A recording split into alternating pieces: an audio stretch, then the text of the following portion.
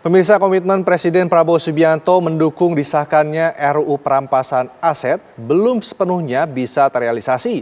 Tarik ulur RUU yang dirancang sejak tahun 2008 tersebut masih terus bergulir tanpa kepastian pembahasan yang tuntas.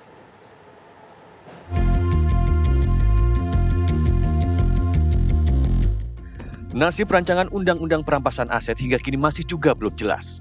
Padahal Presiden Prabowo Subianto sudah menyatakan dukungan penuh terhadap RUU tersebut saat peringatan Hari Buruh 1 Mei 2025 lalu.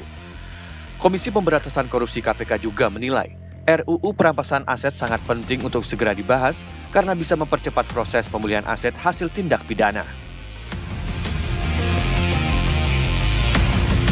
Kalau lihat urgensinya, diskusi kita kan hari ini urgensi.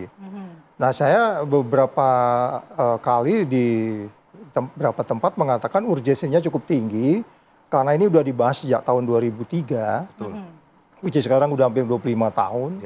Karena ketika kita setelah menandatangani Piagam PBB anti korupsi itu banyak instrumen harus kita benarkan. Nah, kemudian kalau itu tidak ada katakanlah time frame yang pasti kapan, apalagi beberapa diskusi yang saya ikutin dia harus selesaikan dulu KUHP-nya segala macam itu. Padahal ini kan kalau kita bicara perampasan aset itu kan disebutnya adalah non-conviction based. Jadi tanpa harus bicara KUHP juga gitu.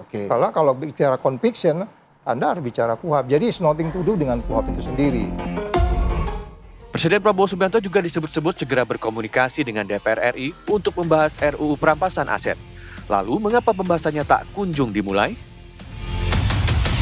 Tidak benar kalau misalnya rencana masuknya undang-undang ini, dibentuknya undang-undang ini tidak dimasukkan dalam prolegnas. Jadi karena ada selama ini yang mengatakan di-delete atau dihapus, itu tidak benar. Nah, yang kedua, belum dimasukkan ke prolegnas 2025 karena memang kita sedang melakukan kajian-kajian yang mendalam, ya, penyesuaian-penyesuaian, baik itu di dalam pemerintah maupun di DPR. Nah, saya menyampaikan beberapa kali ya bahwa kita perlu menyesuaikan dengan sistem hukum kita tentang bagaimana mengimplementasikannya. Nah, apalagi sekarang kan juga DPR sedang membahas bersama dengan pemerintah sedang membahas dengan tentang undang-undang KUHP ya. Nah, itu juga sebetulnya nanti bisa kita sinkronisasikan ya bagaimana supaya undang-undang ini nanti pada saatnya kalau memang kita sepakat dibentuk itu bisa terimplementasi dengan baik sesuai dengan sistem dan keadaan situasi penegakan hukum kita. RUU Perampasan Aset pertama kali dirancang pada tahun 2008 silam. Namun sejak itu, RUU ini silih berganti masuk dan keluar program legislatif nasional tanpa kepastian pembahasan yang tuntas. Tim TV One mengabarkan.